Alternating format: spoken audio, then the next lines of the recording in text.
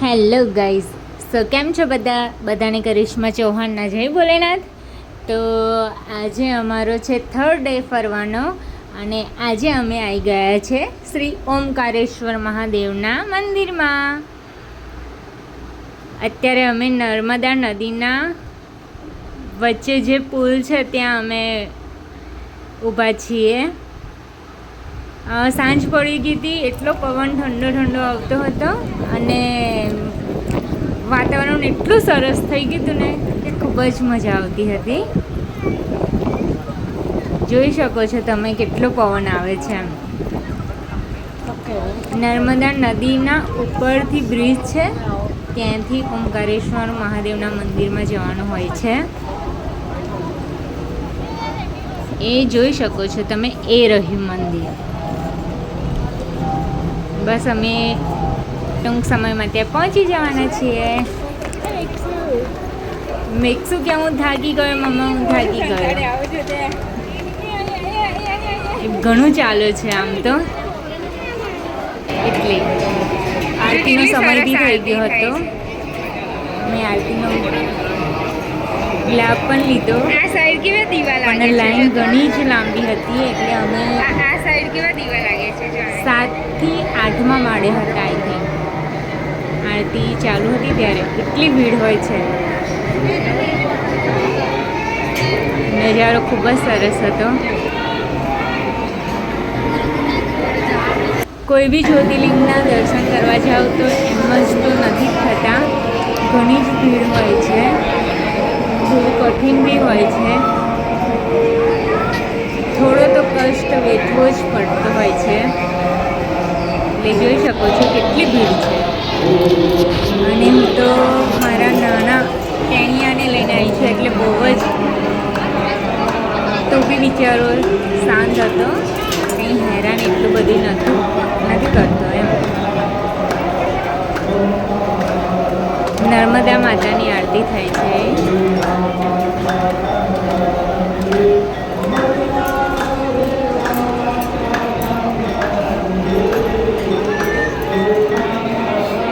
પછી ફાઇનલી અમારા દર્શન થઈ ગયા. અંદર મોબાઈલ અલાઉડ ન હતો એટલે ત્યાંનો વિડીયો મેં નથી ઉતાર્યો. પછી અમે આવી ગયા શ્રી મમલેશ્વર મહાદેવના મંદિરમાં.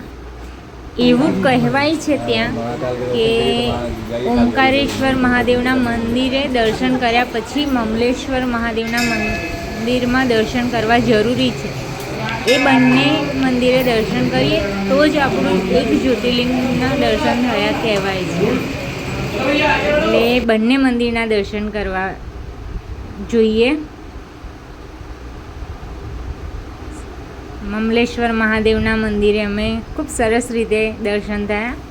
અમે બહુ વહેલા નીકળેલા મમલેશ્વર મહાદેવના મંદિરમાં. મેક્સાન્સને તો પાણી જોઈને એટલું ગમે ને. જો શ્રી ઓમકારેશ્વર મહાદેવનું મંદિર, આટલી લાઈન છે, નાના નાના દેખાય છે ને, એ બધી લાઈન હોય છે. અને પછી ઠેક ઉપર હોય છે. દર્શન કરવા માટે એ લાઈનને ક્રોસ કરવી પડે છે આપણે, પછી જવાય છે. અમે એટલી બધી લાઈનમાં એ કરીને દર્શન કરીને આવ્યા છીએ. મેક્સાન્સને તો પાણી જોઈને બસ ઠંડુ ઠંડુ પાણી હતું ને, એને બહુ મજા આવતી હતી. પણ એ બાળક છે એટલે એકલો ના જવા દેવાય. એને પાણીમાં નાહવું હતું.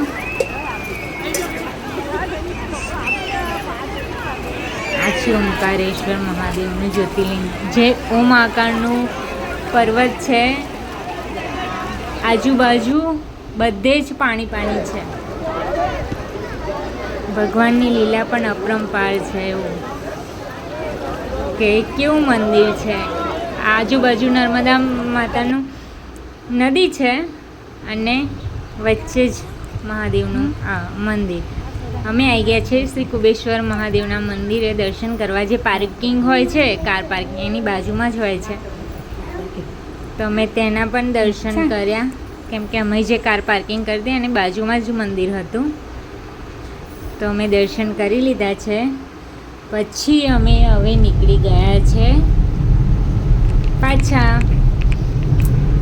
તમે જોઈ શકો છો કેટલા વળાંકવાળા રસ્તા છે એમ, અને પર્વતો જ પર્વતો દેખાય છે, બીજું કાંઈ નહીં.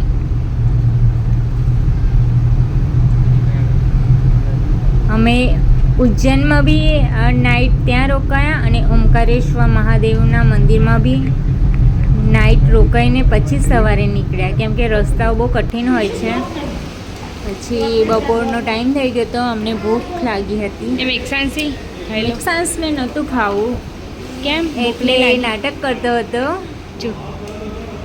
અને પાપડ જ ખાવો હતો. તો શું ખાવ? પછી મેક્સાન્સે ખાધ્યા પાપડ. ખીચડી મંગાવી હતી તો બી ના ખાધી એને હિંચકો ખાતો હતો. કેટલી મસ્તી કરે છે.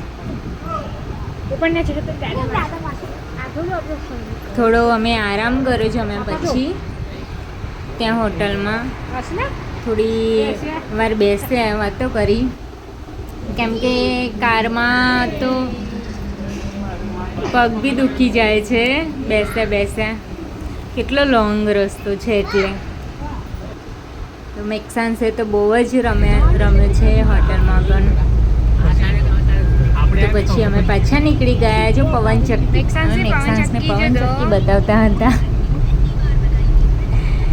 એને પવનચક્કી જોઈને નવાઈ લાગતી હતી, કેમ કે રસ્તા પર જે ટ્રક હોય છે એની ઉપર બી પાંખિયા હોય છે, કેટલા મોટા હોય છે એમ. તો આ તો આખી પવનચક્કી આમ નાની લાગે છે પણ ઘણી મોટી હોય છે. એટલે ટ્રેન હતી એ પહેલી વાર જોતો હતો. કે માલગાડી હતી ને બેટા, પાછી કેટલી લાંબી હતી. આ બાજુ તો પછી અમે હવે આવી ગયા છે ગળતેશ્વરમાં. સાંજ પડી ગઈ હતી આવતા. તો નજીક એ રસ્તા પરથી જ આવતા હતા, તો અમે ગળતેશ્વર પણ જતા રહ્યા. અમે આજે જ્યાં પણ ગયા છે તે ભોલેનાથનું જ મંદિર છે એમ. અહીંયા લાઇટિંગથી ઓમ નમઃ શિવાય કેટલું સુંદર લાગે છે. ઘોર અંધારું પડી ગયું છે. ઓમ નમઃ શિવાય લાઇટિંગ વાળું દેખાય છે. અંધારું પડી ગયું હતું એટલે ત્યાં ભીડ ન હતી. અમારું સરસ રીતે મંદિરે દર્શન થયા. આવો રહ્યો અમારો આ પ્રવાસ. જો ભોલેનાથના દર્શન બી એટલા સારી રીતે થયા ને ગળતેશ્વરમાં પણ. તો આવજો બધા.